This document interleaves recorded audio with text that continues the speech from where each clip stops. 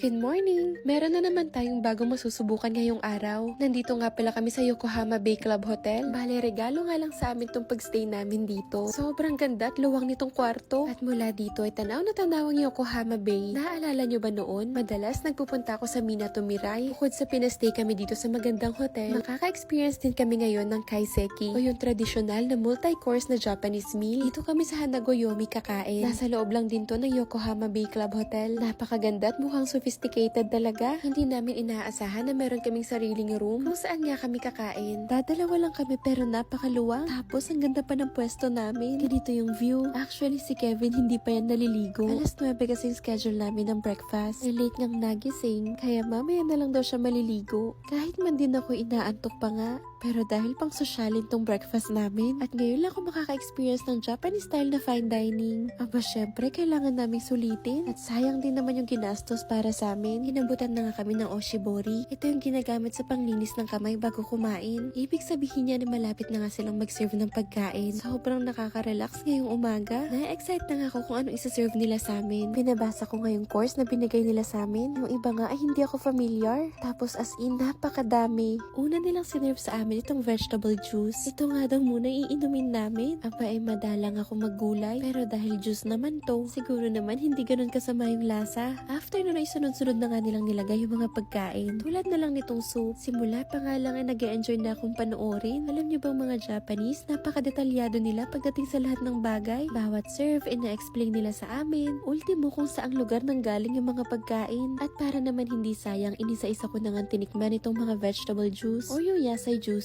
Okay lang din naman yung lasa. Tapos kumuha na rin ako nitong soup na mainit-init pa nga. Ang tawag dito ay asari no misoshiro at sobrang linamnam nga nito. Pagkatapos, binigay na sa amin yung mismong pagkain. Malaking Japanese set meal. Multi-dish siya. Ang tawag nga dito ay kaiseki. Marami pero maliliit na portion. Pagkatapos, sinerve naman yung kanin. Ako, nababanggit ko na sa inyo dati pa na napakasarap ng kanin dito. お魚の銀だらの西京焼き梅干しでしらすの食べ比べ釜揚げとしてこちらが焼き海苔と温度卵半熟卵では白米を、はい、お取り置きさせてください。 Tulad nga ng sabi ko sa inyo, lahat talaga ina-explain nila. Ngayon naman ay pinagsasandok na kami ng kanin. Feel na feel talaga namin yung pagiging VIP. Alam nyo ba na yung mga pagkain sa kaiseki ay nakadepende rin sa season. Katulad na lang ngayong summer at lagi ring shun no mono. O ibig sabihin, lagi na lang pinipili yung pinaka-fresh sa market. At kahit yung mga tablewares, maigi rin nilang pinipili. Kaya para mas maging maganda pa ang inyong Japan experience, magandang itry nyo ang kaiseki or Japanese fine dining. Napaka-aesthetic at gaya nga ng sabi nila para talagang art. At heto na nga lahat ng mga pagkain. Sa haba ng explanation niya kanina, nakalimutan ko na. Basta't isda ang ulam namin. Siguro dahil summer ngayon, ito yung parang kanilang main. Eh, nagsimula na nga kaming kumain. Actually, hindi pa ito yung traditional talaga. Dahil nga nandito kami sa hotel ngayon, medyo mas modern yung dating. Mas okay kapag sa mga Japanese restaurant talaga. Sa Kyoto, maraming ganito. Mafe-feel mo talaga yung tradition tsaka culture. Pagdating naman sa lasa ng mga pagkain, saktuhan lang din naman. Talagang na-amaze ako dito yung preparation. Para talagang work of art. Maganda yung pagkakaayos or pagkakadesign. Para bang gusto ko ulit maulit to. Sa susunod sa Japanese restaurant naman, medyo pricey nga lang ang kaiseki. Pero kailangan mo lang humanap ng magandang restaurant at saka kumain kayo ng lunch. Mas mahal kasi lagi kapag dinner. Talagang inubos naming lahat to. At pagkatapos nga namin kumain, ay bumalik na kami ng kwarto. Alas 12 pa naman yung check-out. Meron pa kaming 2 oras. Kaya naman habang gumagayak si Kevin, magkakape na muna ako. Wala kasing coffee kanina sa breakfast. Hindi na rin kami umorder kasi baka mamaya mahal. Eh meron namang kape dito sa kwarto. May Nespresso machine pa nga eh. Ito nga yung gusto kong magkaroon sa dream house namin. Madalas ko kasi itong nakikita sa mga hotels. Pag-iipunan ko talaga to para makabili ako. Sa ganda ba naman ang view sa dream house namin? Eh talagang mapapakape ka. Siya nga pala yung nagbigay sa amin ng room na to. Yung naka-business meeting namin dito sa Yokohama. Actually, dapat pagkatapos nun uuwi na kami kaagad sa Osaka. Pero binuok pa niya kami ng hotel para naman daw makapagpahinga pa kami bago bumiyahe. Bago pa man mag alas 12, bumaba na kami sa front desk para mag-check out. Grabe, sobrang ganda ng view dito. Ganitong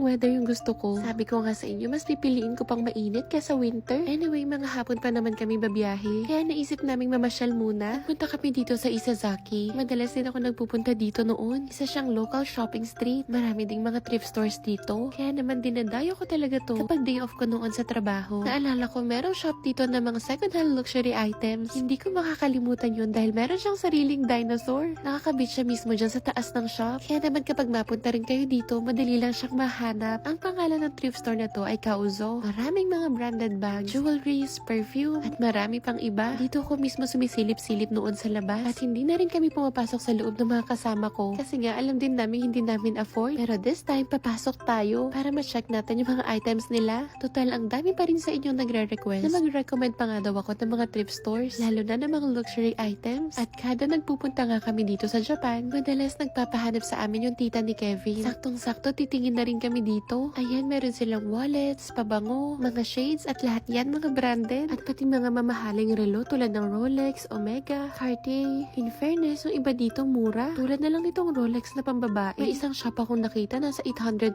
yen yun. Ito naman yung pangarap kong relo. Gusto ko talaga ng Cartier na watch. Pero kahit second hand, mahal pa rin yan sa akin. Naghahanap na nga kami dito ng mga bags na pwedeng pagpilian ng tita ni Kevin. Nakita ko tong LV. Sobrang ganda at ang classy. Bukod dun, bagong-bago pa siya. 75,000 sa pesos. Naku, kung bibilin mo yan sa mismong shop ng LV, may sobrang mahal. 100,000 na yan. Rank AB nga daw to. Kaya bagong-bago pa talaga siya. Ito naman, Hermes Pico 10. Ang ganda ng kulay nito at para din siyang bago. 142,000 pesos na lang. Even this LV na crossbody bag, para talagang handpick lahat ng mga nakadisplay dito. Lahat magagandang quality. Tapos yung iba, rare pa yung design. Kung gusto mo ng mga luxury items, pero ayaw mo masyadong mabutas ang bulsa mo, mas okay na magtingin ka muna dito sa mga thrift store sa Japan. As in, sobrang nice na mga quality. Para pang mga bago, pero hindi pareho ng price ng brand new. Kaya talagang makakamura ka. Pinadala na namin yung mga pictures sa tita ni Kevin. Hinihintay na lang namin kung anong mapipili niya. At habang naghihintay rin, nag-ikot-ikot muna kami dito. Siya nga pala yung nag-assist sa amin kanina. Kasi Sir Rido ay half Japanese. Kaya naman marunong siyang magtagalog. May nakita ko ditong Rolex na green face. Nakita ko studded siya ng diamonds. Yun pala customize siya. Dito sa shop na to ay nagko-customize din pala sila. Kaya't nga, sinukat ko lang. Saktong-sakto pa naman sa akin. Bali yung nasa ibaba yung itsura niya dati. Tapos kinostomize nga nila ng ganito. Kaya merong diamonds and rubies. Alam niyo bang nasa 268,000 pesos lang yan? Kung ako sa inyo, balikan niyo na yan dito. May isa pa nga ako nakitang shoulder bag na LV. Baka kako magustuhan pa ng tita ni Kevin. Kaya pinicturan pa namin at sinad namin sa kanya. Ang dami ring magagandang wallets dito. Naka summertime sale din sila. Kaya lalo pang malaki yung discount. Sobrang mahilig talaga ako sa mga maliliit na bags. Yung tipong kahit wala nang mailagay, okay lang. Tignan niyo tong nakita kong LV mini pochette. Ang cute.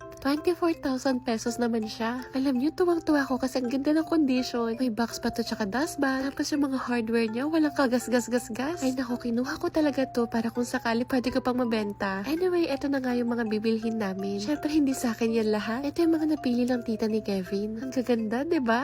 Lahat ng mga napili ko good as brand new. Syempre, meron silang tax-free. Kaya malaki pang mababawas dyan. Dapat mag-thrift store hopping din kayo kapag nagpunta kayo ng Japan. Ayan ha, hinahanapan ko na kayo kung saan okay. Malapit lang tong shop na to sa train station. Kaya naman kung nasa Tokyo kayo, pwede nyo siyang mapuntahan kapag nag-train. At heto na nga, tapos na kami sa pamimili. Hanggang dito na lang muna. Thank you ulit sa panonood. Abangan nyo ulit ang vlog bukas ha. Bye!